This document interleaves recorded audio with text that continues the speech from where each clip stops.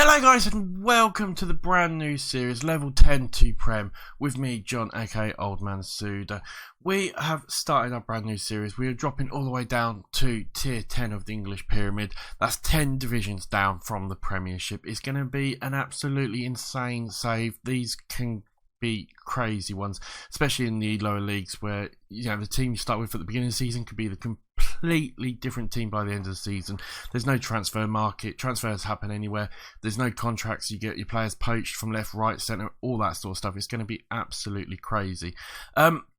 So before we actually get in and introduce you to the team and all that sort of stuff, I want to do a quick shout out to the FM editor, who's the guy who creates the database. He does it nearly every year. I think he's done it for about 10 years or so like that. He always does a level 10 database. He's an absolute legend. I'll put links down to his database and down to his Twitter page as well. So go and give him some love. If he's got a Patreon, I would recommend going and joining that sort of stuff, because this guy does this every year, and the amount of work he puts into it is just absolutely friggin' incredible. Really it is. I don't think I could do it myself. He's an absolute superstar for doing it every year. It's one of the big things I always look forward to around December time is when he releases these databases, and it takes him a good couple of weeks, if not months, to sometimes do these. It's just absolutely insane.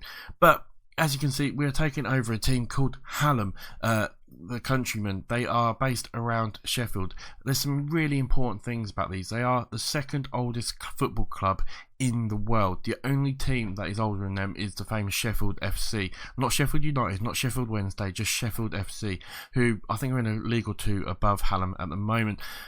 They beat them by Hallam. Hallam basically was created to give them a game, pretty much. Sort of a football game under what they called Sheffield rules, which is important because the Sheffield rules were really the first set of rules so that you could have a competitive match. This was before the FA or anything like that was done. Football in some sort of form or whatever has been played for hundreds of years in England, but the Sheffield rules were the first ones that started actually laying out some proper rules and that sort of stuff, and some of them or a variation of them are still used today. Over the course of the first few years, they had things like, I think, the offside rule, throw-ins, corners, and all that were all eventually brought into the Sheffield rules, and the FA adopted a lot of them and tweaked them and all that sort of stuff. So that was really, really important. The other big thing is, and the reason I'm releasing this today on Boxing Day, is that 149 years ago, to this very day, the first match was ever played. It was Hallam v Sheffield FC. I'm not sure who won it, to be honest. I'll have to research it really. But it was, actually, if you know, leave it in the comments. But yeah, it was the very first match, the very first sort of match with proper rules and all that sort of stuff. Like I said, it was the Sheffield rules they used. But the first match was 149 years ago, to this very day of this video being released, Boxing Day. So I thought it was quite sort of prominent that I released the first episode on this very day. I mean, this save is going to take forever. We'll quickly start getting through it. This is the history. Like I said, they've been around since 1860, and it was 1860, December the 26th, when the first match was. They haven't really ever won anything. They probably have won cups and that back in the day, back in the 1800s and all that sort of stuff, but they've not won any sort of major trophies in what you'd call modern day football sort of thing. But they're still such an important club in the sense of, without this club, without the club like Sheffield FC, and that football might not be the game that we know today, might not even have existed or something like that. It's crazy to think, I know, but it's teams like this that really started it all for us, so it's absolutely crazy. So this is their history, or this is a little bit about the club and all that sort of stuff. They play at Sandygate, which is, I think, according to the World Record or Guinness World Record book, whatever you want to call it, is the oldest football club in the world as well. So again, biggest football stadium, sorry, is what I mean. So again, the oldest football stadium in the world might not be the biggest stadium in the world, might not be the most impressive nowadays, but again, it's the oldest one. It's the very first, and that's something special, whatever you want to say. So like I said, this is a really important club. Let's quickly go through. This is the team. As you can see, we've got a lot of new gens. It happens in all these lower league saves. In the game, you just don't have these lower team squads. Just don't have the full teams and all that sort of stuff. So you get a lot of new gens, that sort of stuff. It's an option. If you looked at the video of how to install a database, you would have seen that I had a little option where I installed. It said add players to the clubs or to clubs and that sort of stuff. And as you can see, you've got quite a few new gens, and we've got someone who looks a little bit like Liu Kang down there from Mortal Kombat. I'll have a look at him in a little bit. But we've got a couple of real players. Watson, Kistel and Husband look like they are real players. Don't have their pictures in my face pack. It might be, again, because we're such a low down league. But even in the face packs that you can get online and that sort of stuff, you just don't get these players' pictures in there, unfortunately. We might find a few, though, as we look to, loan some players or buy some players in, that sort of stuff. But this doesn't tell us much about our team. Let's have a quick look. Here we've got the club culture, club vision, what they want us to do. So it's working within the wage budget, as you would expect. Mid-table, they want us to finish, be competitive as much as possible. Obviously the cups, we're never going to win any of them, really, not at the moment, but we want to do as well as we possibly can, because the money that comes in from these cups is huge. 20-30 grand from a good cup runs could be a massive for a team like this. As we'll hit the next button again, and we'll just worry about that later on, and we'll quickly save the game. I did have a little play of it just to make sure the database worked okay. It seemed to, so we can override that save there and actually start the save properly now. I wanted to obviously just test, make sure that there was no issues or anything like that. The FM20 does such a good job with these, but it's good to test, especially on these database saves and that sort of stuff.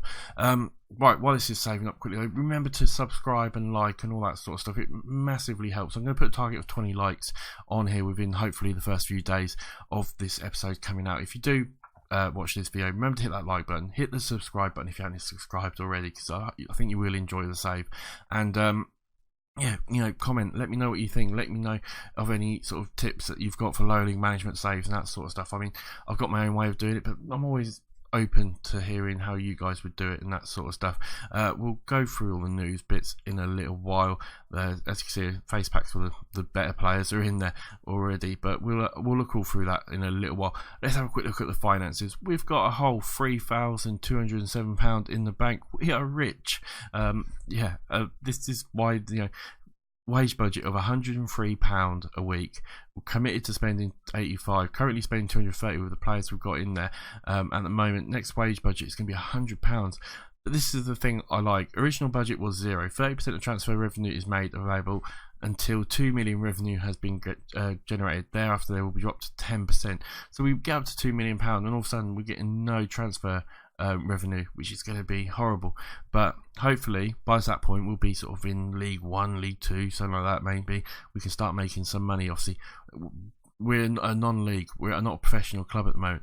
When we get to that point where we're going over to up to like the Panorama National League or League 2 and we go professional, it costs money, and that's where any money we've made will just disappear. So hopefully we'll be okay. I haven't tweaked this database in any single way. I haven't upped our reputation. I haven't created a sugar daddy of any sort like other creators have, and I can understand why they do that, but I wanted to do it basically is as it is sort of thing, and we really got to just try and see how we do.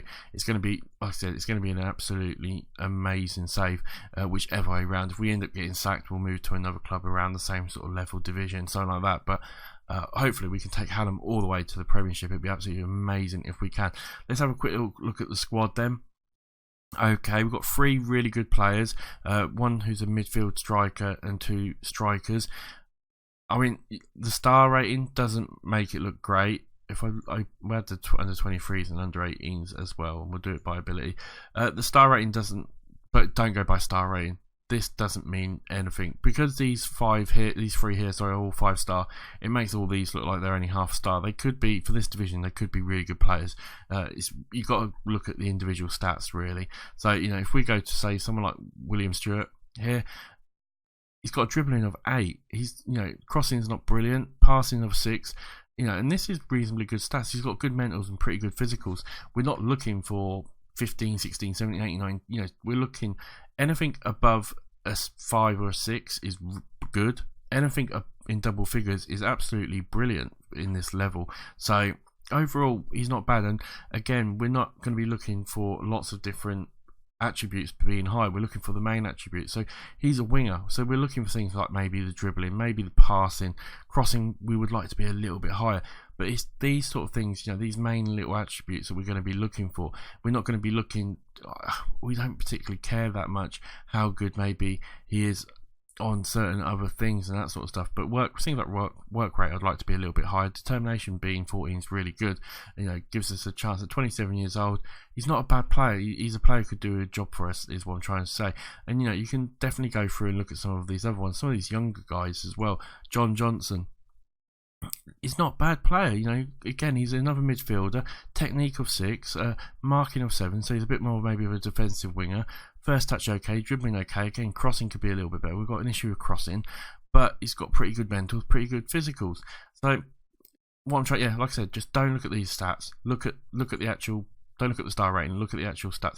See, this guy's really good. He's got a lot of green and some blues, not many red. This guy's really good. At 33 years, Kieran Watson, probably our best players.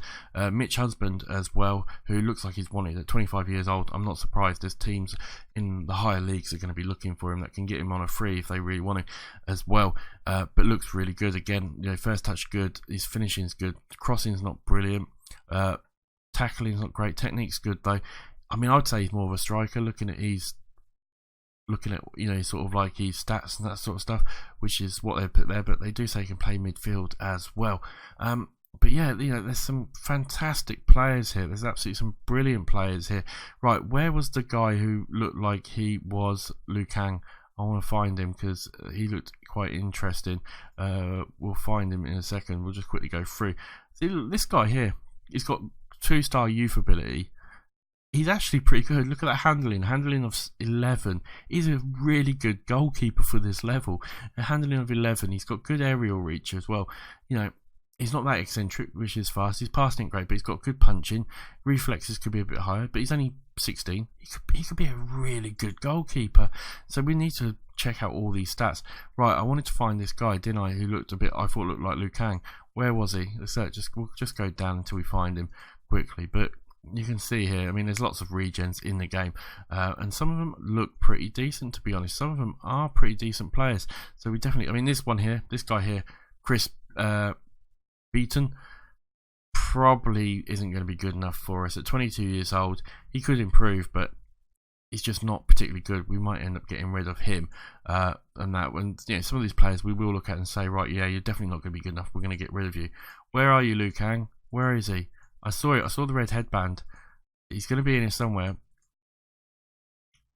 We're just going round in circles now, aren't we? Right, let's go back to the squad.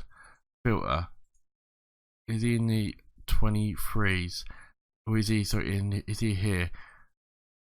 Where were you? I really want to know where you are, because that was really annoying me. I can't find him now.